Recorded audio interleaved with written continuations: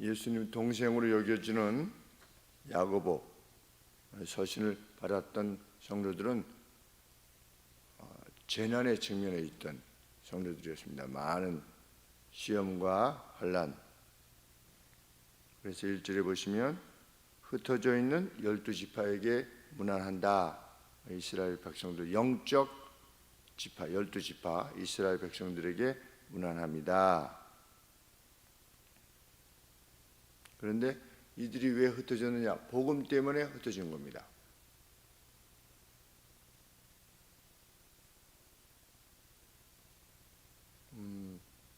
예수님 믿다가 예수님이 원하시는 바를 위해서 고난을 당하게 되면 마음이 괴로워질 수 있습니다. 이거 뭐지? 이렇게 나 하나님 말씀대로 했는데 왜 이렇게 되는 거야? 라고 하는 그러한 위험에 노출되게 됩니다. 모든 환난은 유혹의 요소가 있다는 것을 성경은 인정합니다. 일종의 유혹 같은, 어떤 사람이 의를 행하다가 도저히 이건 안 될 것 같아. 그래서 나는 어쩔 수 없이 이렇게 죄를 짓는 거야. 사람들이 죄를 짓고 나서 자신의 죄에 대해서 그렇게 인식하게 됩니다. 환난이 오면 처음에는 좀 견디는 듯 하다가 안 되겠어. 다른 방법을 선택해야지. 이대로 가다가는 죽을 것 같아. 나도 내 방식대로 한번 해야 되겠어. 이렇게 할 수 있는 유혹의 요소가 있다는 겁니다. 모든 환난들에는. 그러니까 배교를 하는 거죠. 중간에 꼭 너 예수 믿으면 죽일 거야 라고 하는 것만 있는 게 아니라, 그런데 그러면 왜 하나님께서 능력이 무한하신데 믿는 이들에게 시련을 허락하시는가? 왜 시련을 허락하시는가? 온전케 하기 위함이다. 그 사람을 빚어내기 위함이다. 환난을 통해서 빚어내기를 하나님이 원하시기 때문이다. 그래서 2절 말씀에 여러 가지 다양한 환난들을 만나거든 온전히 기쁘게만 여겨라. 내가 하나님의 도를 따르다가, 하나님의 방식을 따르다가 이러한 재난에 직면했구나 라고 하게 되면 그것을 온전히 기쁘게 여기랍니다. 왜? 그 시험을 통과하게 되어질 때 온전해질 수 있기 때문에. 3절 말씀에 너희 믿음의 시련이 인내를 만들어내는 줄 알미라. 인내를 온전히 이루라. 이는 너희로 온전하고 구비하여서 조금도 부족함이 없는 사람이 되게 하시려고 하나님께서 환난을 허락하신다는 것입니다. 대표적인 인물이 다윗이고 대표적인 인물이 야곱이고 요셉이고 아브라함이고 이삭이고 다 괴로움을 당했습니다. 그냥 원래 본토 친척 아버지 집으로 돌아가면 그냥 끝나는 겁니다. 그런 고통을 당할 이유가 없죠. 원래 자기가 살던 곳에서 살면 되니까. 갈대아 우르로 돌아가면 되는 겁니다. 그런데 돌아가지 않았던 겁니다. 믿음 때문에. 그런데 그 과정에서 시험을 만나게 되는 겁니다. 환난을. 그런데 아브라함, 이삭, 야곱이 그랬듯이 그 환난 가운데서 하나님을 제대로 만난 거지. 환난을 통해서 오히려 하나님을 만나게 됩니다. 이스라엘이 하나님께서 일부러 홍해로 이끌어 가셨습니다. 하나님을 만나게 하시려고. 여러 가지 시험은 인내는 뭐라고 말씀을 드렸습니까? 참는 게 아니라 소망의 자리에 서는 거다. 하나님께서 구해내실 것이다 라고 하는 소망의 자리에 서는 것이 인내다. 하나님을 만나게 될 것이라는 겁니다. 혹 누가 정말 이 고난 뒤에 승리가 있는 건가 하는 지혜가 부족하거든. 이러한 지혜가 부족하거든. 환난은 우리로 하여금 온전케 한다 라고 하는 사실에 대해서 확신이 없거든. 지혜가 부족하거든. 후히 주시고 꾸짖지 아니하시는 하나님 앞에 구해라. 하나님, 저는 하나님의 방식을 쫓다가 이거 아닌 거 아니야? 라고 하는 마음이 자꾸만 듭니다. 하나님, 저에게 이 고난 끝에 승리가 있을 것이라고 하는 것에 대한 확신을 주시옵소서. 그 지혜를 주시옵소서. 그러면 하나님이 주신답니다. 5절 말씀에 하나님께 구하라 그리하면 주시리라. 믿음으로 구하고 조금도 의심하지 말라. 이 환난 끝에 영광의 날이 있을 것이라고 하는 것에 대해서 조금도 의심치 말라는 겁니다. 중요한 것은 내가 하나님의 도를 추구하고 있느냐, 그것만이 중요한 것이라는 겁니다. 그것이 관건이라는 겁니다. 혹이나 마음이 견디기 어려우면 무엇을 기억해라? 부함도, 그 괴로움도 잠깐 있다가 끝난다는 사실을 기억해라. 9절 말씀에 낮은 형제는 자기의 주 안에서 자기의 높음을 자랑하고 부한 형제는 자기의 낮아짐을 자랑할지니 둘 다 풀의 꽃과 같이 지나간다는 사실. 인생이라고 하는 것은 잠깐 있다가 지나간다는 사실 역시 이 환난들, 의를 위한 환난을 견뎌냄에 있어서 유익할 것이다. 이렇게 지금 야고보께서 밝히고 계십니다. 유의해야 되는 것은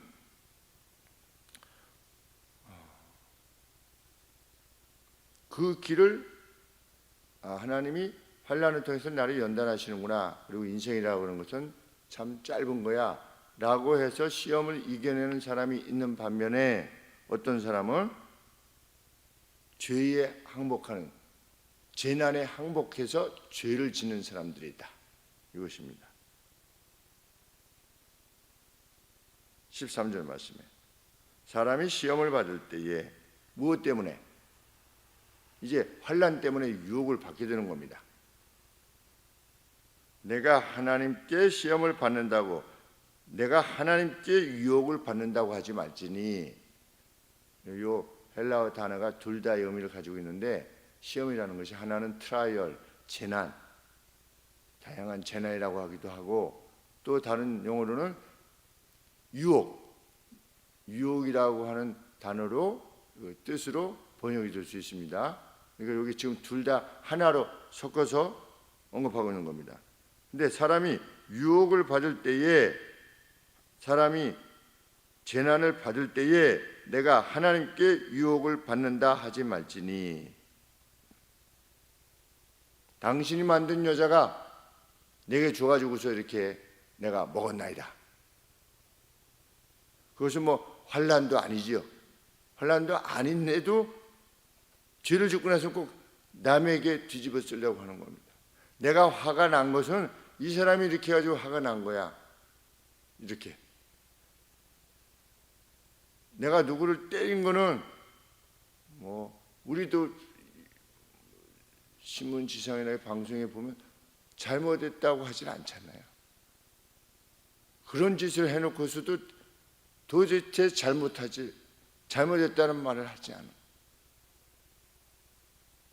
나는 죄를 질만 하니까 죄를 졌다는 겁니다. 심지어 어떤 사람들은.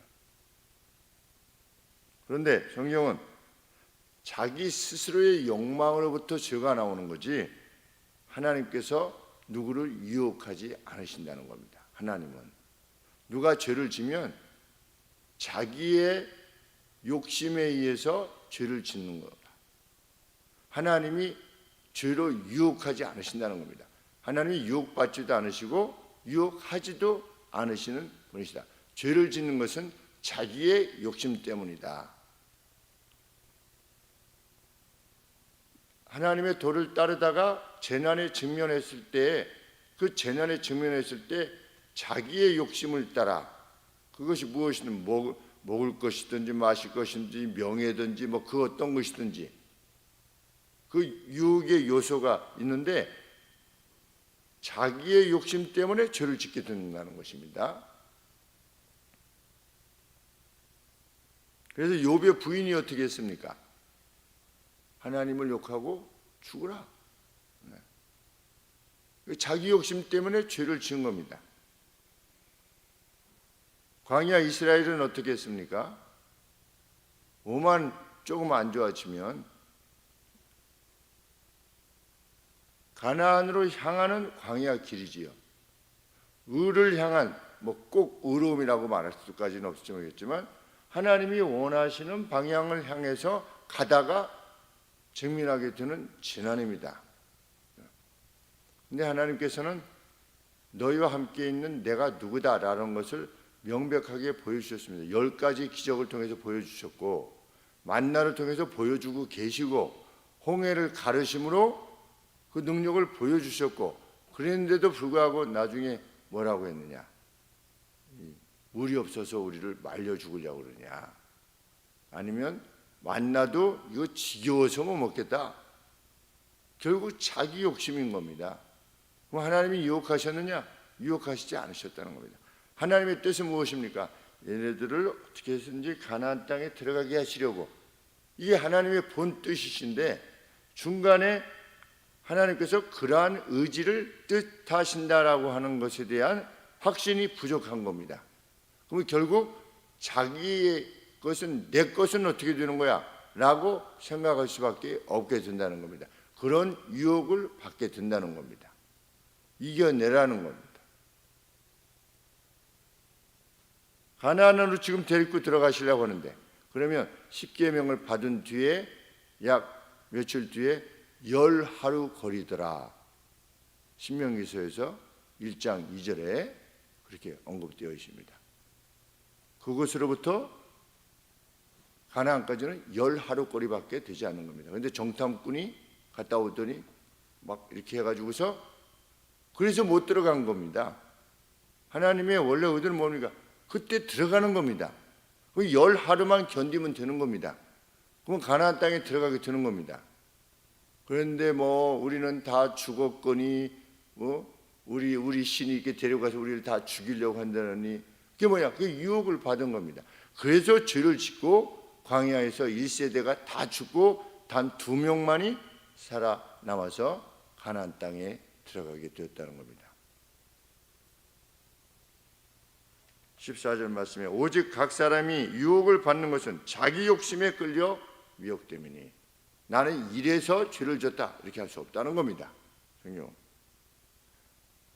16절 말씀에 내 사랑하는 형제들아 속지 말라. 어떤 점에 있어서 하나님이 나를 유혹하는 거 아니야? 이렇게 속지 말아라. 왜? 하나님은 어떤 분이시기 때문에. 각양 좋은 은사들, 선물들을, 온전한 선물이 다 위로부터 빛들의 아버지께서 내려오나니 그는 변함이 없으시다. 어떤 점에 있어서 자기 백성에게 선한 것을 주시려고 하는 목적을 지님에 있어서 회전하는 그림자도 없으시다. 이게 무슨 뜻이냐면 움직이는 그림자도 없으시다는 겁니다. 그만큼 확고하게 하나님이 계시다는 겁니다. 어떤 차원에 있어서 모든 선한 것을 우리에게 주시려고 하는 차원에 있어서 이 움직이는 그림자도 없으시대요.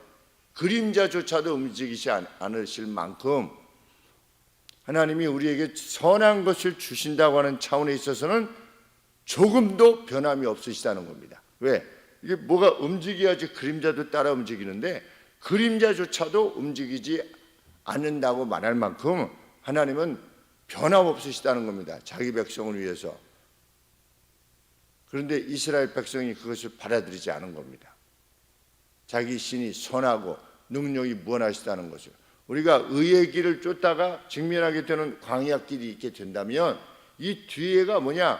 십자가 뒤에 영광이다. 부활과 영광이다.